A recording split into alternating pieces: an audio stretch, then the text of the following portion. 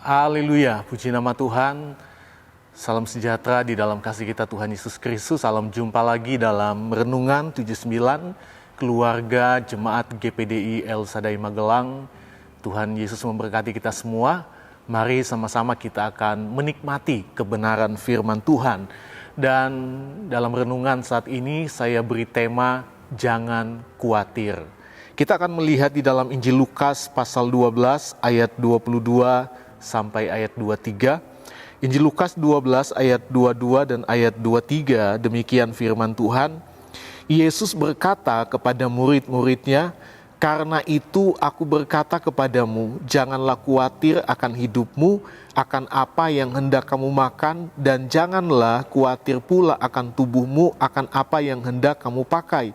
Sebab hidup itu lebih penting daripada makanan, dan tubuh itu lebih penting daripada pakaian." Kalau kita melihat dalam Kamus Besar Bahasa Indonesia, khawatir adalah rasa takut, gelisah, cemas terhadap suatu hal yang belum diketahui dengan pasti, bahkan belum tentu terjadi. Jadi jika seseorang merasa khawatir, itu berarti dia adalah orang yang mencemaskan sesuatu yang belum pasti atau belum tentu akan terjadi. Nah, di dalam ayat ini, Yesus melarang umatnya untuk khawatir.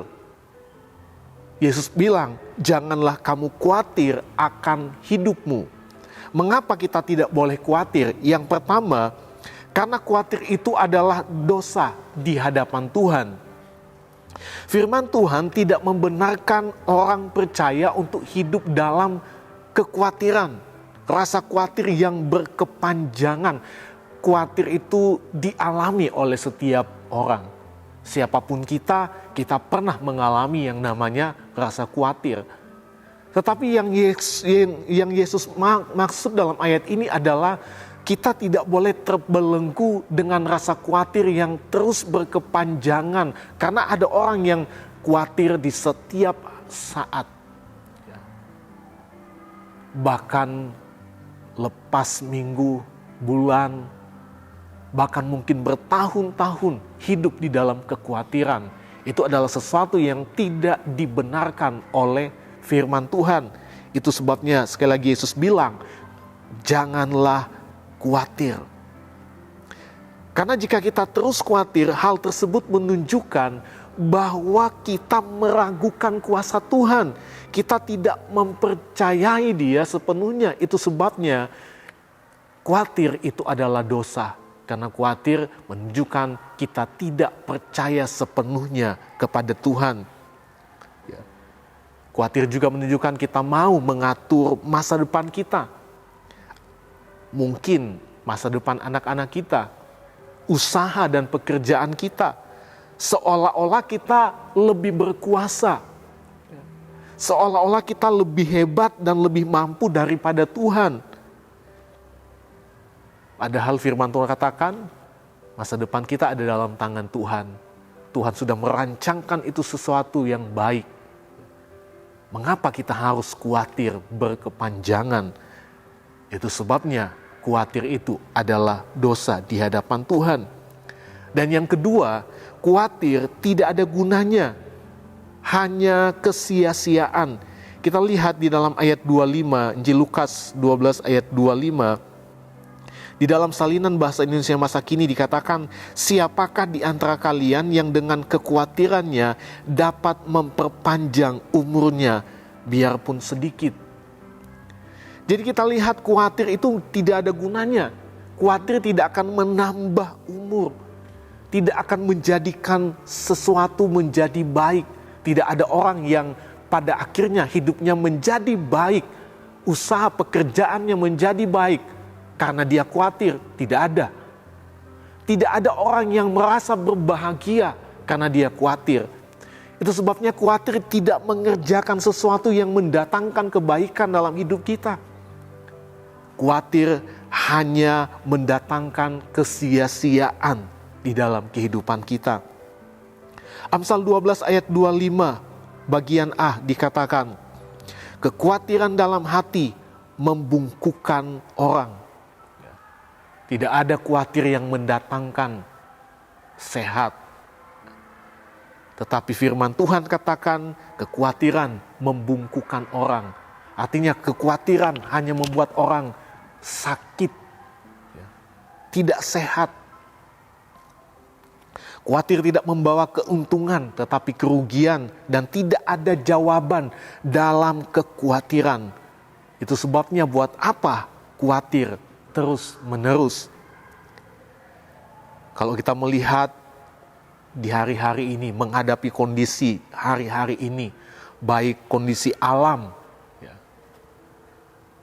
ekonomi, sosial politik, maupun dalam berbagai hal, banyak hal yang kita lihat terjadi di hari-hari ini yang tentunya membuat kita khawatir.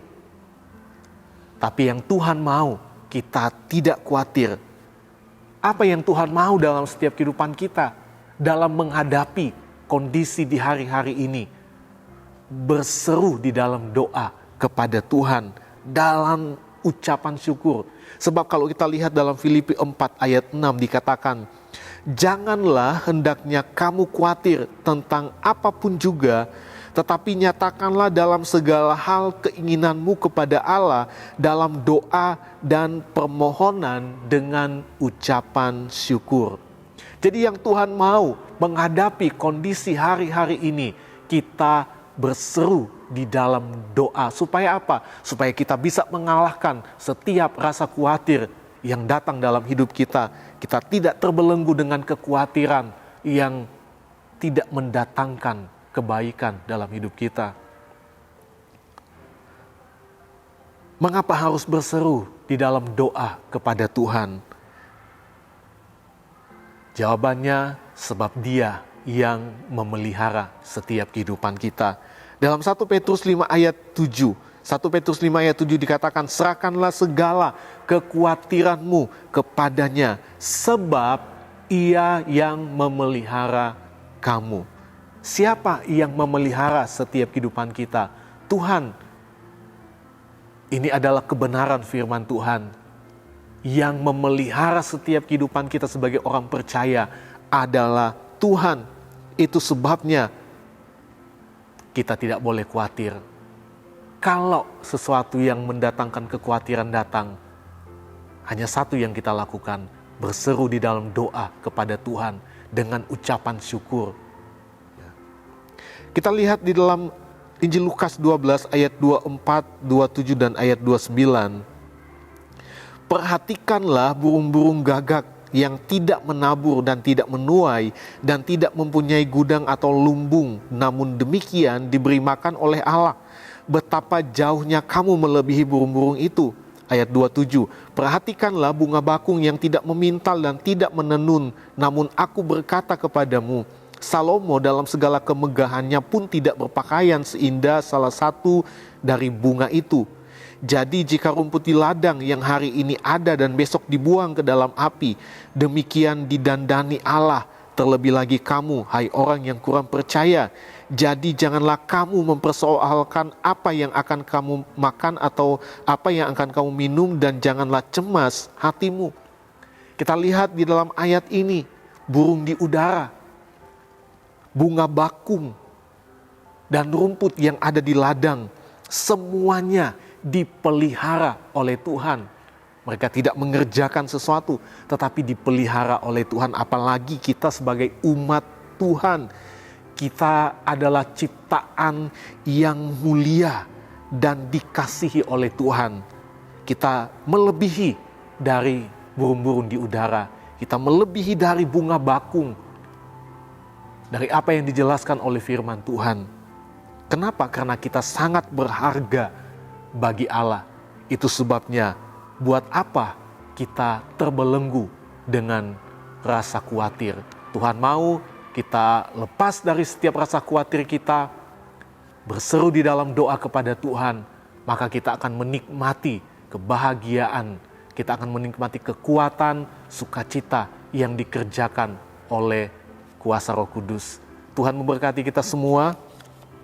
Terima kasih Bapak Ibu telah mengikuti Renungan 79, kiranya dapat menjadi berkat bagi kita semua.